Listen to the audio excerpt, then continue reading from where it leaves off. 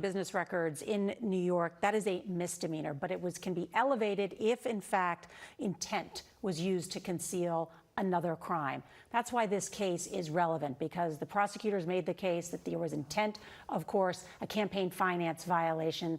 To their words, they said it could have tipped the election. What do you see that the jury has come back so quickly? That's right. I really do agree with Rebecca. I think the swift nature of this verdict and the fact that we didn't get any other notes from jurors saying we're having trouble coming up with a unanimous verdict, something of that nature. We were bracing ourselves for something along those lines. I agree. This feels like guilty verdicts are on the way. The object crime that you're talking about there is a New York State conspiracy to violate election law, and that is by influencing an election through unlawful means. And, we saw that the jurors requested rereads of testimony, David Pecker's testimony regarding that 2015 Trump Tower meeting in which the prosecution alleged this plan, this conspiracy was hatched. So I think that we are seeing sort of the pieces of the puzzle come together for that object crime, making this what was in one case a misdemeanor, now a felony crime, falsification of the records in furtherance of hiding this New York State election law conspiracy. Any moment now, we could get the verdict in this case against Donald J. Trump, these 34 felony counts. The jury had asked for an additional 30 minutes. That time has passed, so we are on standby to find out what these 7 men and 5 women have decided in this case. There are also, we should note, 2 lawyers who are on this jury as well. Let's bring in Jan Crawford, who is our chief legal correspondent, also covers the Supreme Court.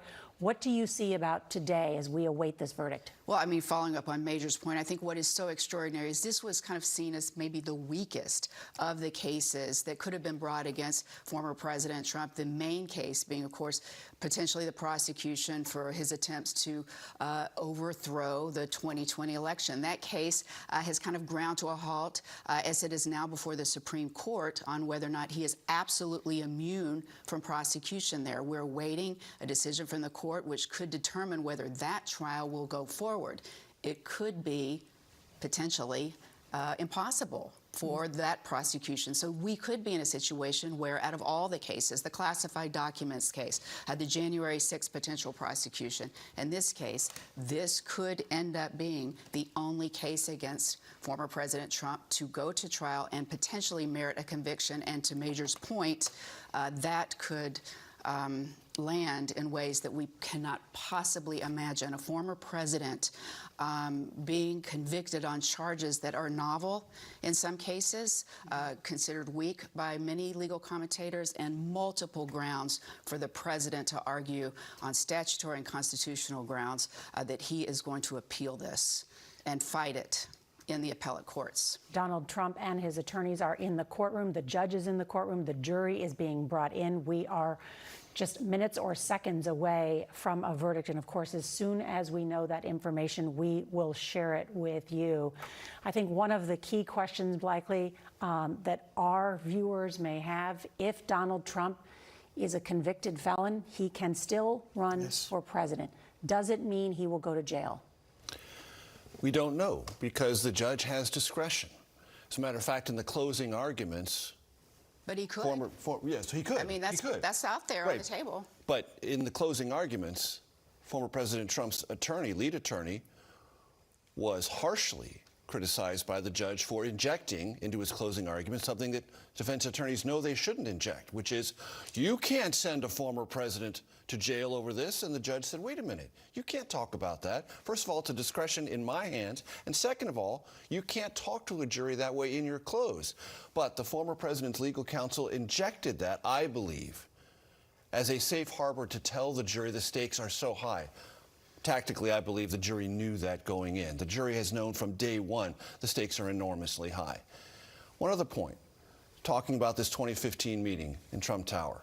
The prosecution said that's where this began, and it took on incredible relevance in the final weeks of the campaign, which I remember vividly, Nora, because I was covering it day by day, when the status of Donald Trump as the Republican Party nominee was thrown into great distress by the Access Hollywood tape and everything that flowed from I think it's that. very important that you bring this up because people say, I don't understand why this is relevant. This relationship that they had 18 years ago, why is this coming up now again? Because it was. October was when the Access Hollywood tape came out. Yes. Donald Trump's team was worried that this would completely derail his chances in beating Hillary Clinton. There were so this public is the calls motivation to squash and lots stories of about these behind-the-scenes affairs. conversations about, is there an alternative? Should Mike Pence become the nominee? For the one and only time in that campaign, or his presidency or his post-presidency, Donald Trump publicly apologized. He recorded what was described in gallows humor by Trump aides that time as a hostage video to say, I'm sorry for this locker room talk. That shows the depth of distress within the Trump campaign over that particular time.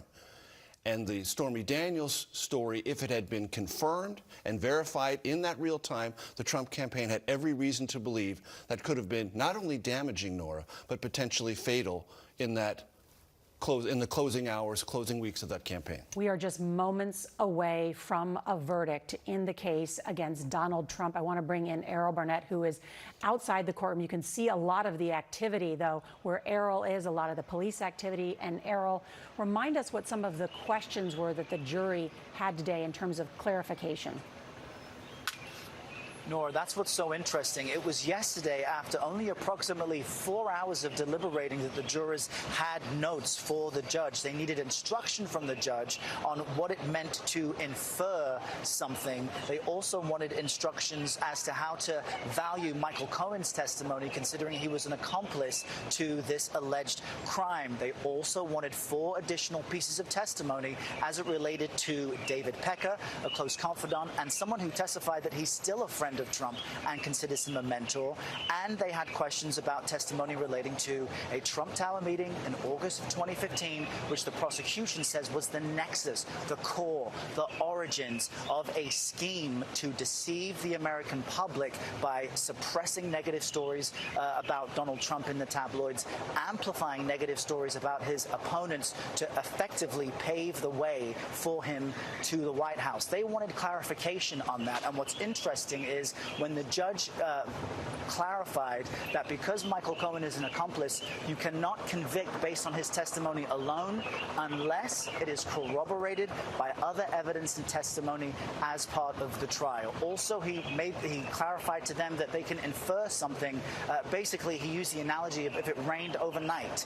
Even if you didn't see the rain, you can infer that it rained overnight if you can see outside your window in the morning and people have umbrellas and the pavement is wet. So even in the absence of direct fact, you can make an inference as a jury if other facts seem to suggest and reasonably line up another scenario. And so as we await to hear what the exact verdict is, we are now, I understand, inside the courtroom with jurors seated, with Donald Trump looking quite anxious.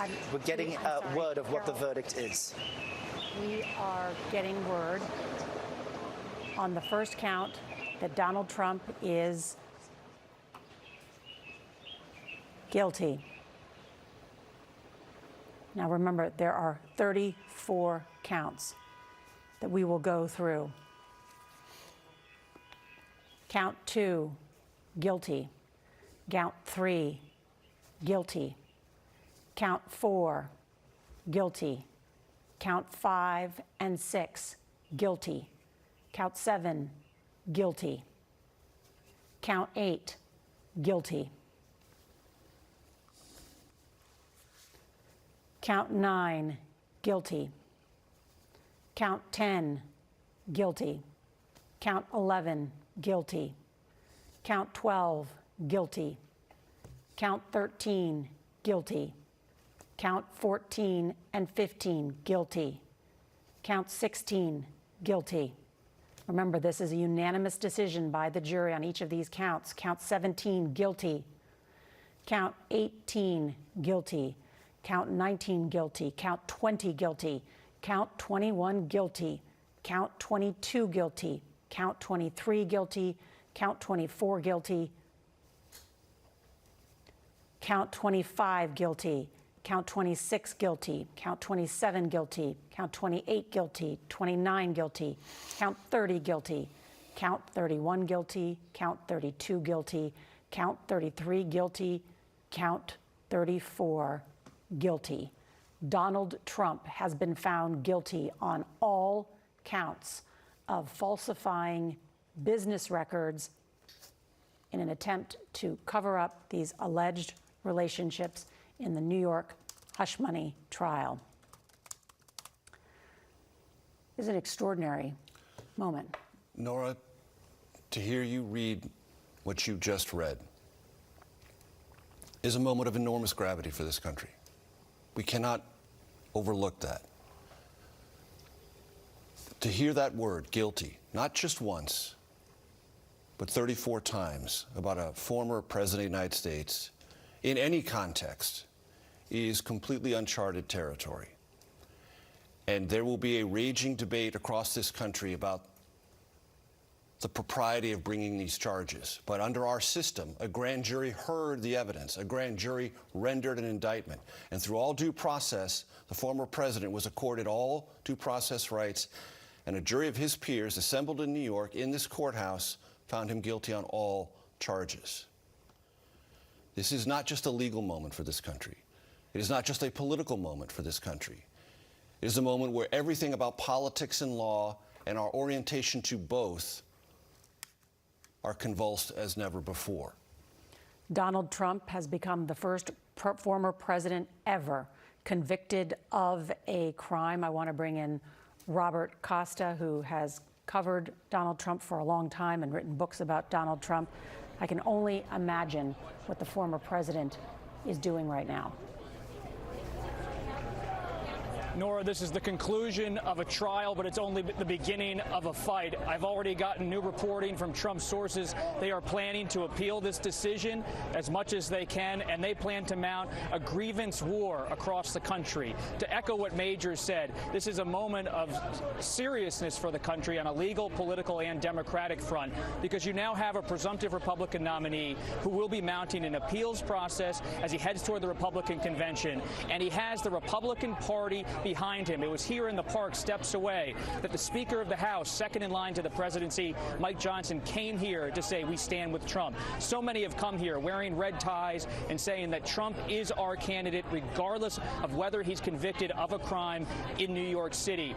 Here in deep blue Manhattan right now, there were cheers that went up in the park around us as the conviction was made clear to the crowd that has been gathering here.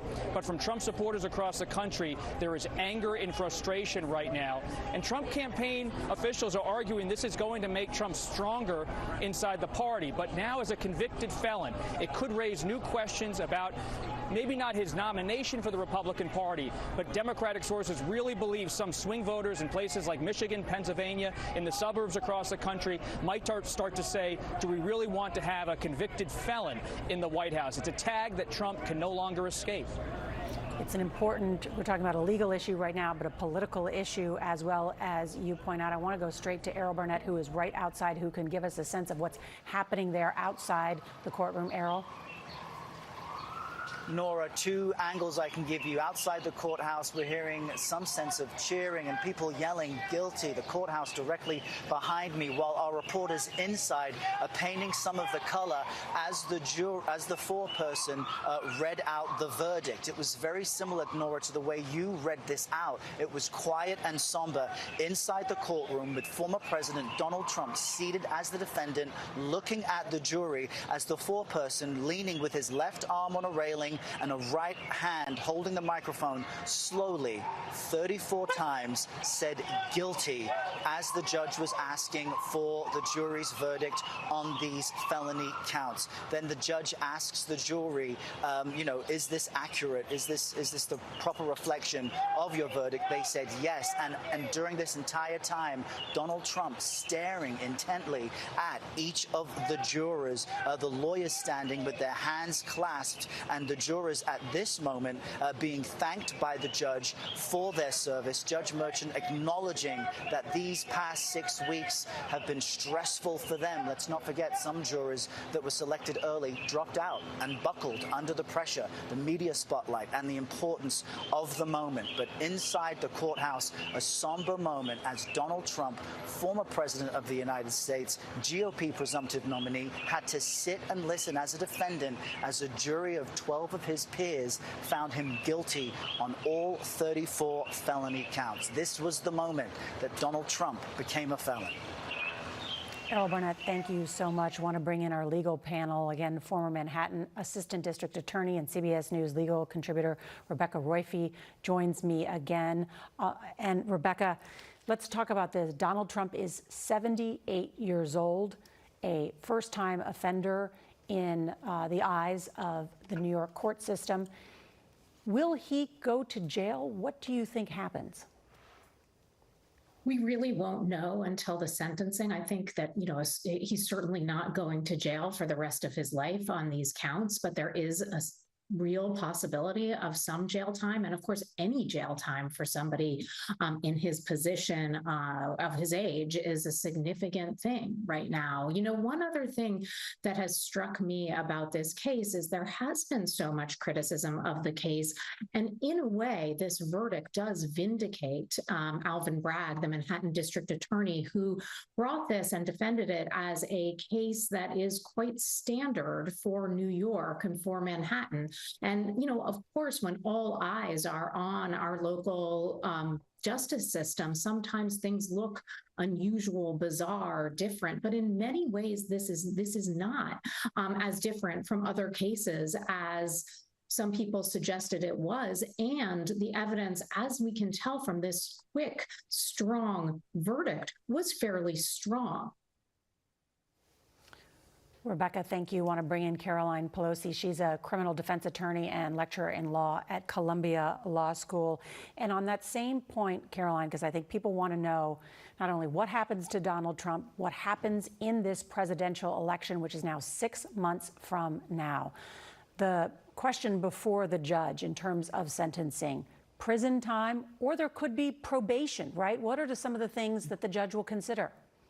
Absolutely. It is within the judge's discretion. There is no mandatory minimum jail sentence for these crimes. I totally agree with Rebecca. This is a huge win for Alvin Bragg. This case had a long and winding road to get here. Remember, it was called the zombie theory. It just wouldn't die. It spanned over two different district attorneys.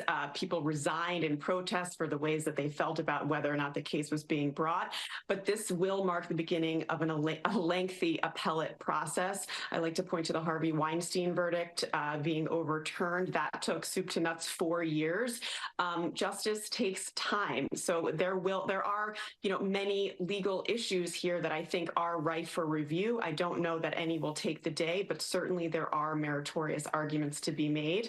But when you're thinking about potentially putting a presidential candidate in jail, there are some considerations to be had. But I would note he was not, a stellar defendant during this case. Those are aggravating factors. These issues with the gag order, his behavior throughout the trial, that could potentially be a factor in Judge Merchan's analysis of whether or not to impose jail time here. Also, things like remorse. It does not seem as though the former president is at all remorseful for any of these actions. We'll have to wait and see for the arguments that are made in the sentencing memoranda.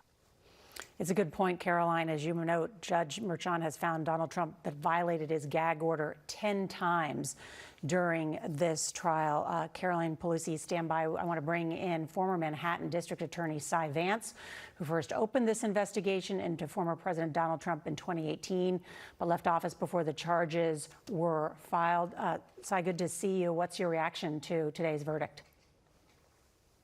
My reaction is a huge congratulations to the assistant DAs and to Alvin Bragg for the amazing job that they've done in trying what was a very difficult case, a complicated case. And I think from an outside perspective, because I wasn't in the courtroom, I think they tried it almost flawlessly. So it was an important case. And I congratulate them in the office. As you said, this case began.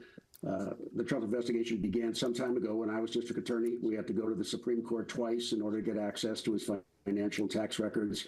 That led to, when I was in office, his indictment for the Trump's company's indictment for tax crimes. And then as the case moved on, DA Bragg took it up and has succeeded in doing something very important. We are watching now, just outside the courtroom, members of Trump's team coming out, some of his lawyers as well as his communication specialists. So my guess is they're trying to decide what to do next and whether we'll hear from Donald Trump himself. So I do want to ask you, though, given this verdict, do you see there are grounds for appeal? What could the timeline be? Well, I think the appeals will happen whether there are grounds for them or not. I think there will be many claims by the Trump team for judicial errors, bias, errors in instruction. I think the appeals will come from all sides, but I think that by no means are those appeals certain to prevail. And at the moment, I think what we're seeing is a sad day in the sense that a former president has been convicted. A day we should celebrate, however, for the victory of the justice system and our jury system and our court system to be able to manage a case this significant and difficult. And I think it will ultimately, I hope, end up having a calming influence. But as I say that, I think really what we'll see next is what is the political reaction and how that the political reaction will be managed over the next months. And Cy, I want to just listen in here now because Donald Trump is approaching the cameras. Are you worried about going to jail? This was a disgrace. This was a rigged trial by a conflicted judge who was corrupt. It's a rigged trial, a disgrace. They wouldn't give us a venue change. We were at 5% or 6% in this district, in this area. This was a rigged, disgraceful trial. The real verdict is going to be November 5th by the people. And they know what happened here, and everybody knows what happened here. You have a Soros-backed DA and the whole thing. We didn't do a thing wrong. I'm a very innocent man, and it's okay. I'm fighting for our country. I'm fighting for our Constitution. Our whole country is being rigged right now. This was done by the Biden administration in order to wound or hurt an opponent, a political opponent. And I think it's just a disgrace. And we'll keep fighting. We'll fight till the end and we'll win because our country's gone to hell. We don't have the same country anymore. We have a divided mess. We're a nation in decline, serious decline. Millions and millions of people pouring into our country right now from prisons and from mental institutions, terrorists, and they're taking over our country. We have a country that's in big trouble. But this was a rigged decision right from day one with a conflicted judge who should have never been allowed to try this case, never. And we will fight for our Constitution. This is long from over. Thank you very much. Why should voters vote for a convicted felon? And there you have it. Donald Trump calling this a rigged trial. We're hearing from sources close to him they do plan to appeal. The sentencing, we have learned, is going to be on July 11th at 10 a.m., where the judge has discretion. Each of these counts, my understanding, can carry as much as 4 years of jail time, as well as thousands of dollars in fine. Just want to quickly fact check something that the former president said. Scott MacFarlane is with us. Donald Trump has repeated that this was launched by the Biden administration, but we should just clarify that so that people don't think this is something that Joe Biden initiated. This is a grand jury, and this is a jury of his peers who did the work in this prosecution adjudication. But it's not just Donald Trump, Nora. It's his allies. The House Speaker, Mike Johnson, has just released a statement saying Democrats cheered as they convicted the leader of the opposing party. Elise Stefanik, who chairs the House Republican Conference, said this is a Biden administration prosecution. Not only is this not federal, this is a local prosecution, but this is not a Democratic Party process. But that date really jumps out at me, Nora. July 11th for sentencing. That's 4 days before the Republican National Convention. Wow. Opens in Milwaukee, swing state. And to Scott's point, and we should not overlook this, Nora, the politics of this will rage from this moment forward. And those who support former President Trump will regard this as a New York matter and a Democratic matter, not an American matter. They will be offended by this, and they will, to the former president's point, try to rally their supporters and other like-minded Republicans and others on November 5th. The former president has a very serious legal problem. He is trying to remedy it through politics. I want to bring in Robert Costa, who is there outside the courthouse. And Robert, you could hear how angry Donald Trump was in those comments. What are you learning? Nora, just seconds ago, got off the phone with someone very close to former President Trump, said he was expressing his anger, his fury about this verdict. Even before it was read, he was predicting to associates that he believed that this trial was a disaster and that he was going to fight it all the way through appeal. He was already signaling to some of the top Republicans in the country in the past hour that regardless of what happened, he wanted them to be with him. He believed they would stand with him. And he is really preparing his allies, tell me just now, to fight this all the way and to use this as a political weapon against President Biden.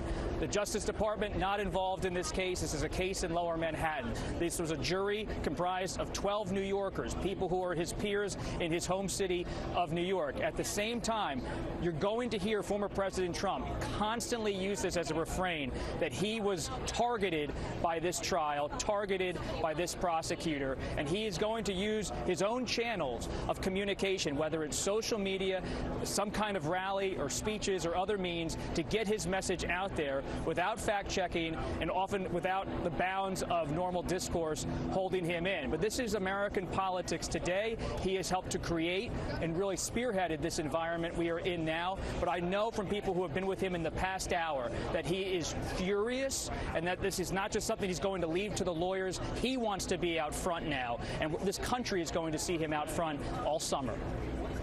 Want to bring back in former Manhattan District Attorney Cy Vance and give you the opportunity, sir, to respond to those charges that this case was a disgrace and that was rigged and brought by the Biden administration. Well, certainly the origins of this case, which was when I was district attorney, had nothing to do with the Biden administration. And I don't think anything changed with regard to DA Bragg taking over and developing his separate case out of where the case began with us. I think what you're going to, your panelists have got it completely right. This is now going to go into the streets. It's going to be a matter of politics. I think the president will take this to the Supreme Court, where I think he hopes that it will finally receive the kind of audience he wishes he had in a jury. And that's going to be taking some time. But it's a great day for the DA's office in Manhattan. I'm proud of their work. I'm proud to be associated with the office. And I think this is a controversial case, but tough cases are controversial. And they did a fabulous job under a lot of pressure and under very bright lights in the public. And Cy, explain that. How does a state case make its way up to the Supreme Court? Well, the Supreme Court has issued rulings in many state cases. It will go through the state appeals process, and then after the Court of Appeals, assuming the courts of appeal in New York do not overturn the verdict, and former President Trump will take his best shot at each level and take his best hard shots, then they will appeal to the Supreme Court to accept certiorari, which is a fancy word meaning the Supreme Court agrees to hear the case, and that's the straight path, either through the state system or the federal system, where a defendant has the opportunity to at least ask the highest court in the land to consider reviewing the case. Cy Vance, thank you. I want to bring in Jan Crawford, who covers the Supreme Court for us. Explain that process, but also, I mean, we're talking again, right, as Cy Vance noted, this will go to the streets, but there's still more to do in the courts, and we're still awaiting decisions from the Supreme Court as well on other matters. Well, sure. The Supreme Court right now has two other cases involving former President Trump, but they're both related to the prosecution of Trump for his efforts, allegedly his efforts, to overturn the 2020 election here in Washington on January 6th, largely, and whether he's absolutely immune from prosecution for those actions. That's what the court's deciding now, and whether that case can even go forward. And if it can he be charged and other January 6 defendants be charged with obstruction? Major legal issues for the the former president and, of course, the court to decide between now and the end of June. But right now, those are going to take a back seat because what many people had hoped to see, certainly Democrats had hoped to see, was a conviction of former President Trump, and they got that. So I think whether or not there was going to be a trial or not on the January 6th efforts. All right. And I understand we've got some new information coming in from Ed O'Keefe, who is at the White House for us. Ed, what are you learning? Are we going to hear from President Biden?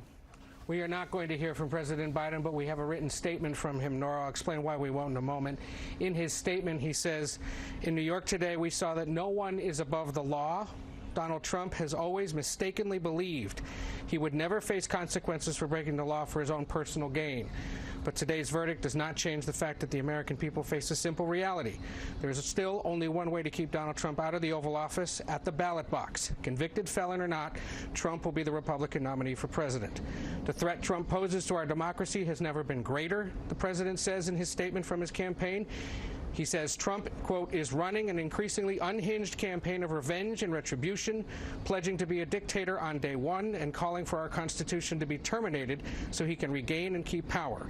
A second Trump term means chaos, ripping away Americans' freedoms and fomenting political violence, and the American people will reject it this November. The president is at his vacation home in Rehoboth Beach, Delaware today, marking the 9th anniversary of the death of his son, Beau. We saw him briefly this morning in Wilmington, Delaware, at a church service with his family, and they stopped by a veterans memorial before he headed to that beach home. He's expected back here tomorrow for a few events for a few hours. His campaign and here at the White House, they have stressed that the president was likely to say something in some form, but not necessarily make a big deal of this. And isn't it telling that both the convicted former president and the sitting president have said the same thing, that ultimately the American people get to make this decision in November? Nora? Ed O'Keefe at the White House, thank you. Want to go back outside the courthouse now to Robert Costa and Graham Cates, who have been covering this case so closely. Graham, I know you were inside, just made your way out. Give us a sense of what was happening, the mood there, and the demeanor of the individuals. As the jurors walked in, neither Trump nor the jurors looked at each other, which is different than earlier in the day. Trump had usually stared and kind of studied the jurors. And then as the foreperson read for each count, guilty, guilty, guilty, Trump stared straight ahead. He appeared emotionless. When he was finally excused from the proceeding, as he just began walking out, he kind of grabbed his son Eric's hand really briefly, and then with as deep of a frown as you've ever seen on Trump's face, walked slowly out of the room with his entourage behind him. And his family was there throughout so much of this. Now, Eric Trump, Donald Trump Jr. was here, but Eric Trump was also here for the civil fraud trial. For Trump, he ran a family company, all of these payments made through the Trump Organization, his family there with him in the courtroom. Yeah, Eric, more than anyone, throughout this trial and his civil fraud trial, came frequently on many days. And Robert, I want to ask you, because we have now learned that this sentencing by Judge Merchan will be July 11th, and Donald Trump will be sentenced as a convicted felon 4 days before the Republican convention. Can you run a presidential race just on grievance alone? I mean, how will that change the dynamics, the contours of this race? It's not going to change the contours of this race too much. I've spent a lot of time talking to officials in the Biden campaign and talking to Trump campaign officials, and they've made it clear to me on the Trump side that grievance is the fuel that helps Trump supporters really get aligned with him, even if they have concerns about his conduct or different policy positions.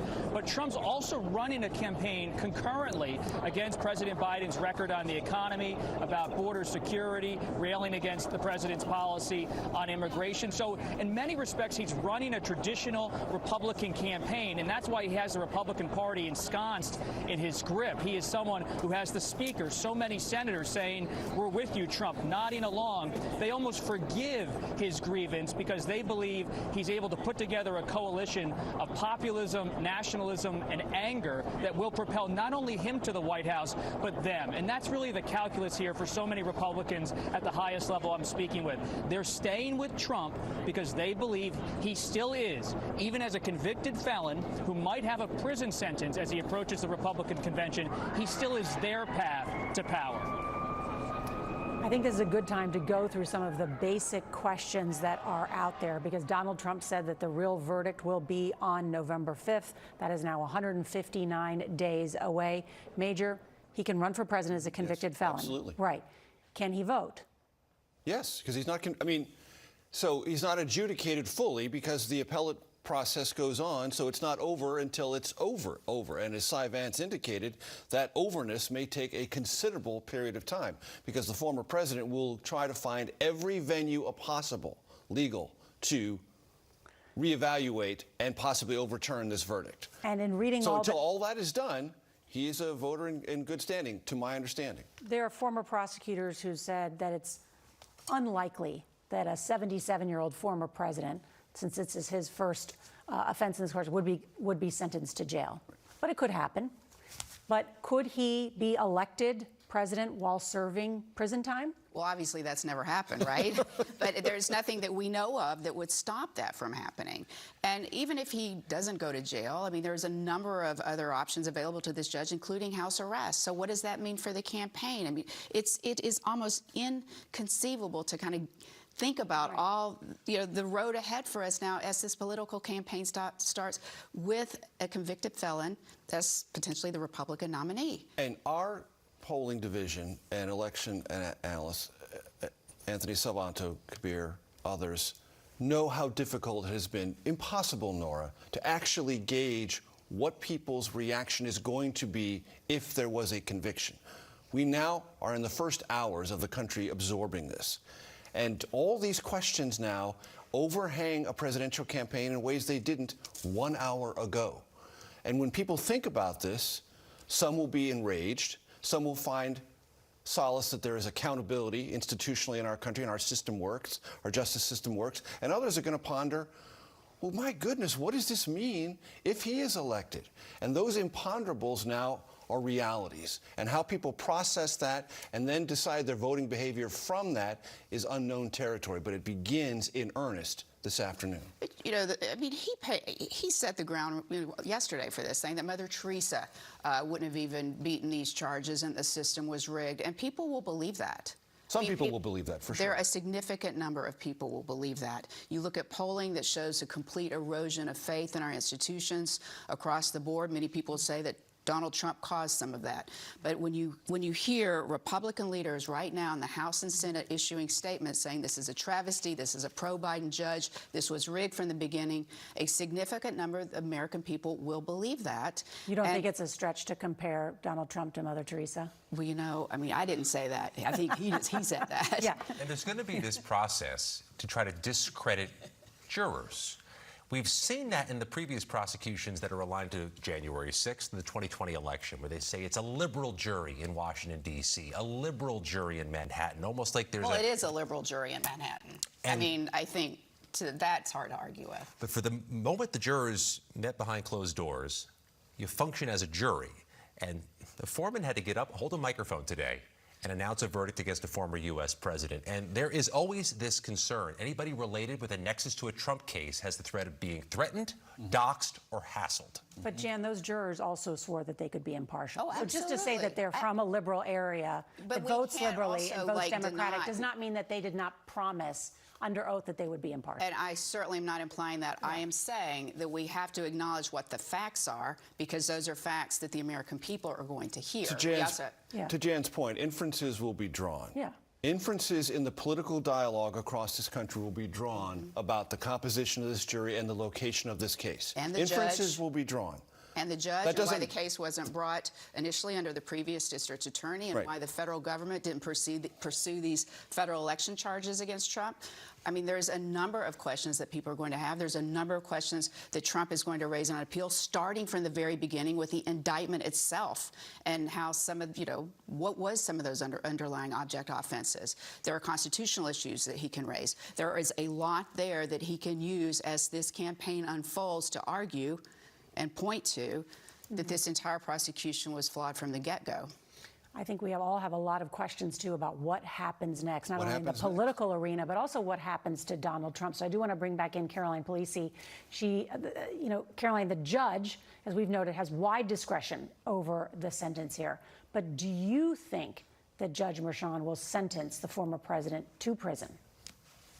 I don't. I personally do not think that, look, for better or for worse, Trump has been treated like any other criminal defendant. The fact is, based on a reading of a lot of these types of cases, not many are actually sent to serve time. And so if you're treating the former president just like any other regular Manhattanite that would have been sentenced here, as a first-time nonviolent offender, it would be very unlikely that he would go to prison. I think that if he does get sentenced, that would just sort of add fuel to his fire in terms of acting as though he's being singled out here. So not to mention the fact that there would be issues with the Secret Service. He would not be with the general population. It would be a big burden on the prison system to have him there. So personally, I think that the objectives of sentencing can be accomplished through other forms of punishment, fines, probation, that type of thing. So I don't see it happening personally. What do you think is the more likely sentence? I think he will get a probationary sentence. I think that there will be fines to be, tied to the offense conduct in this case. Look, the fact is it's not going to have any effect on his run for presidency from a legal perspective. Obviously, there's nothing in the Constitution that, says that he cannot run. On the voting part, he's registered to vote in Florida, and they do sort of concede to the state in which the potential felony has been adjudicated. And in New York State, any felon can vote as long as they're not currently incarcerated serving time. So if he doesn't serve any time, he will definitely be able to vote.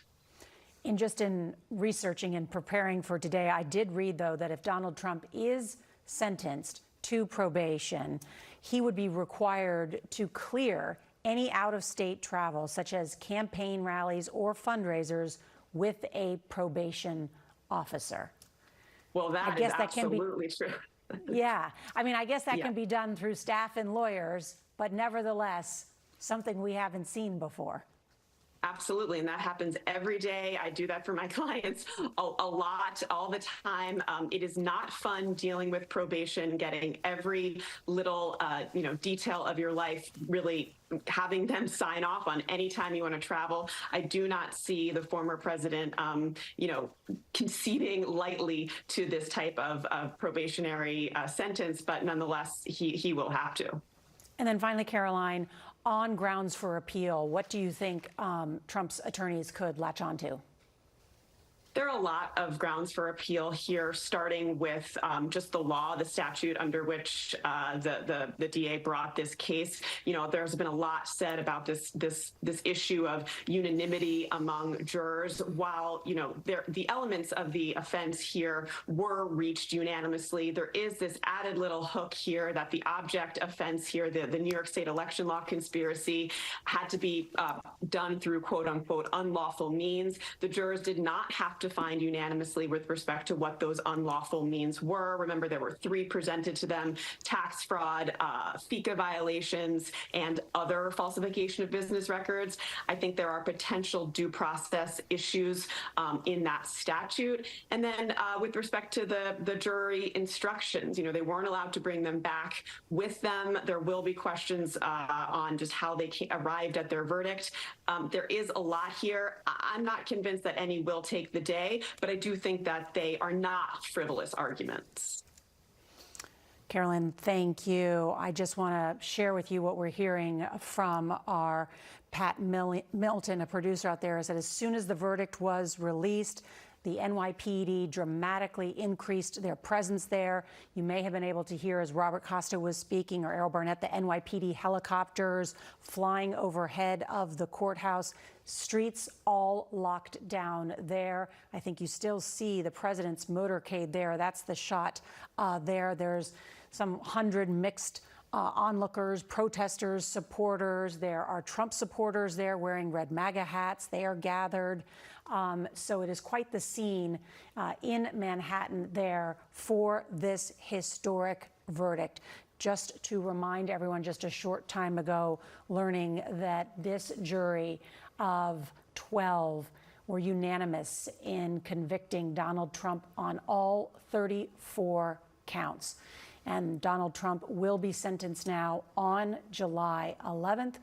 That date's significant, certainly, as he will become a convicted felon just 4 days before the Republican National Convention. And Major, I'm wondering what happens now in the next couple of weeks. Donald Trump can now campaign freely, which he has had trouble doing because he has had to appear in court every day. Right. So he can travel the country. We don't know what will happen on July 11th, but if he's sentenced to probation, he could still be out there on the campaign trail. He could still be out on the campaign trail, providing it's approved through all the probationary processes, which is also uncharted terrain.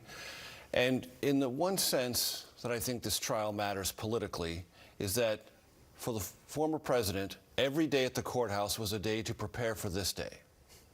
He knew that charges rendered against him could result in a guilty verdict.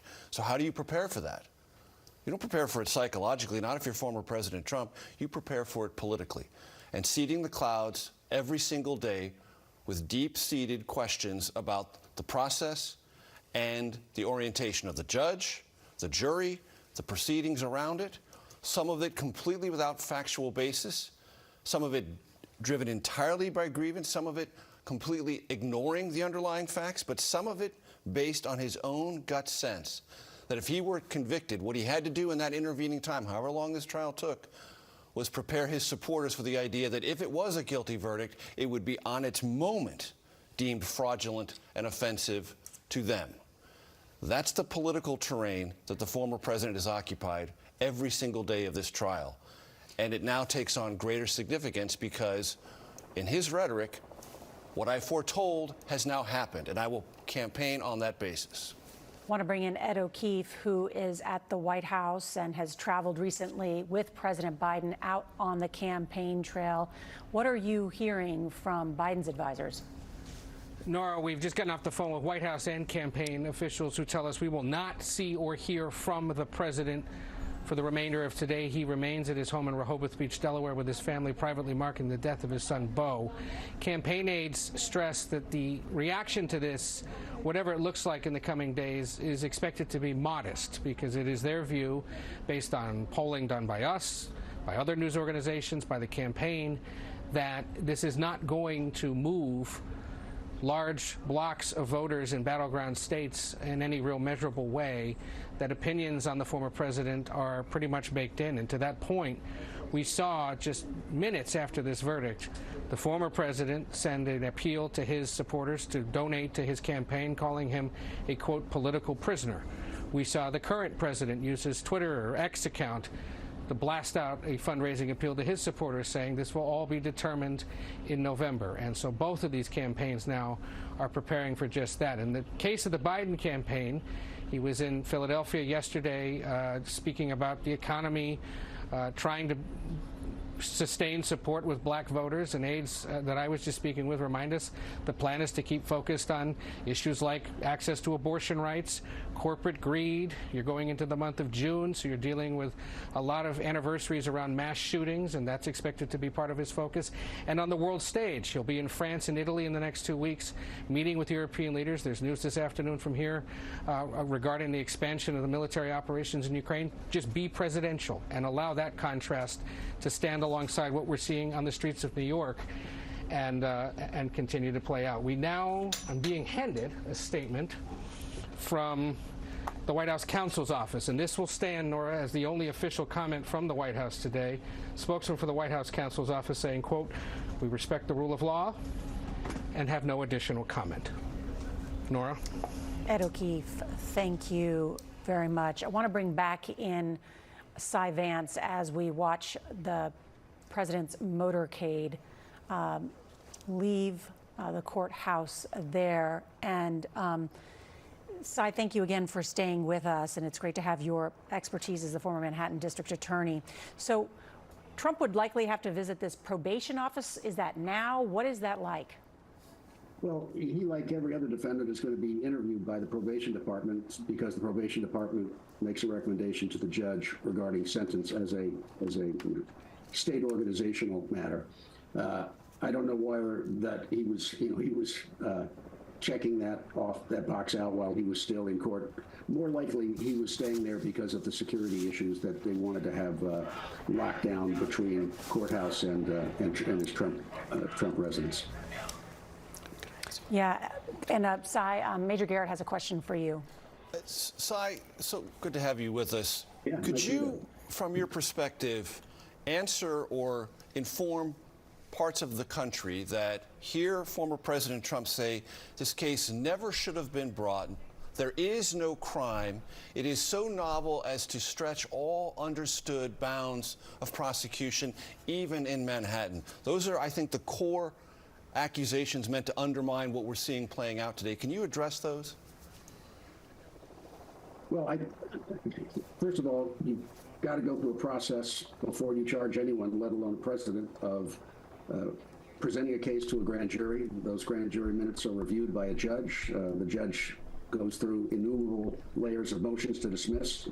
I reject the claim that Judge Merchan is biased. Obviously, the former president would disagree with that, but I think he is a very middle-of-the-road, smart, disciplined jurist, and I think he deserves huge credit for managing a very, very difficult case and a very, very difficult client.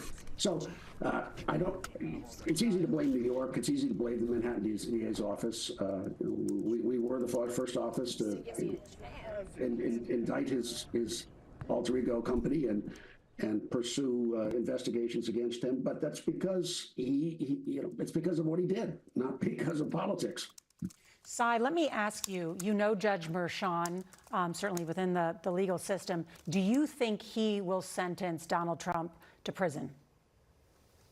I doubt it. I doubt it.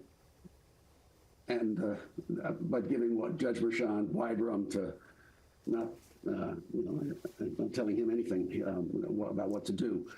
I think that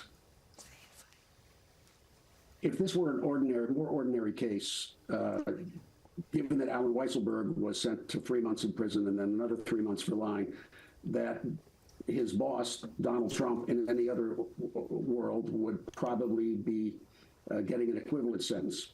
A sentence of jail is not required for an e-felony, which is what he's been convicted of now. And your other panelists have said there are lots of options, from home arrest to checking in with the probation before leaving the state. There are lots of ways that they can try to control the president's behavior.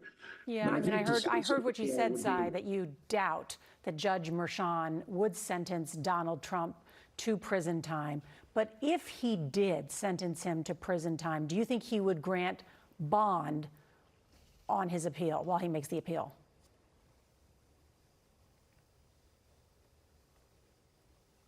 I honestly don't see a world in which Donald Trump is sentenced to jail. Yeah, I think that's an important clarification. Yeah, an important, and I appreciate that, Cy Vance. I want to just bring in Katrina Kaufman. She is also there outside the courthouse. And Katrina, I know you were inside. You saw Donald Trump up close. Share with us your reporting.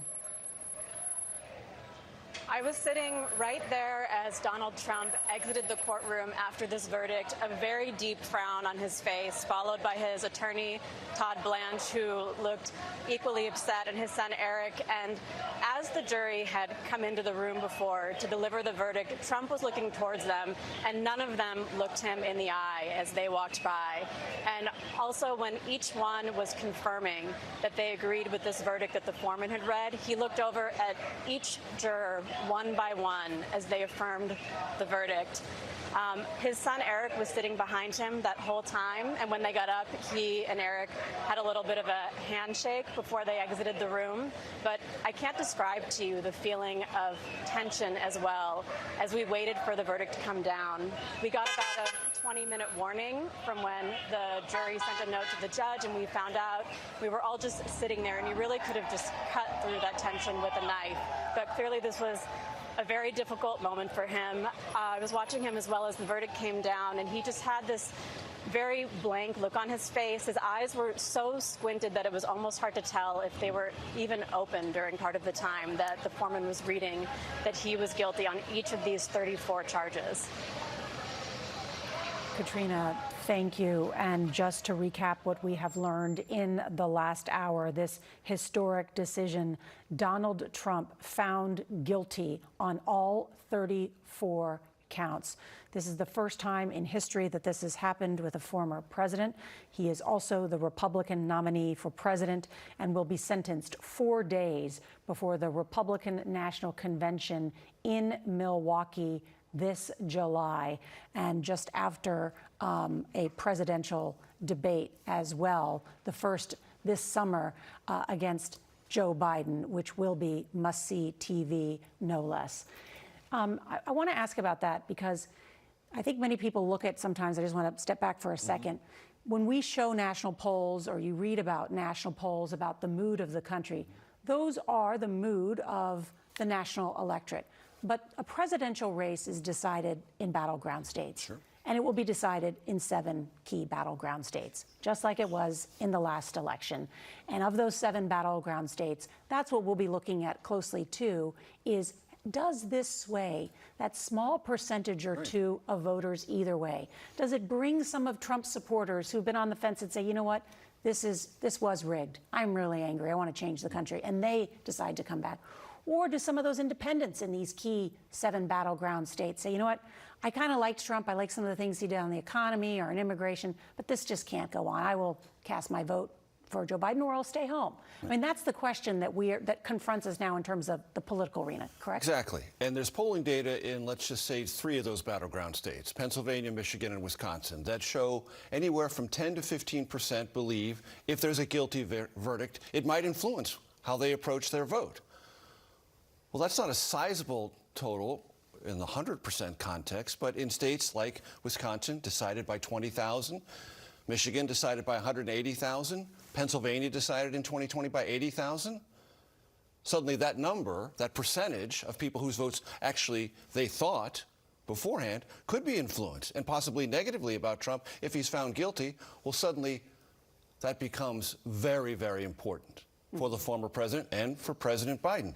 But I would say this about that polling data. It's instructive, Nora, but it is not reliable because until this moment happens, until this history lands before all of us, we don't know what our attitude is going to be.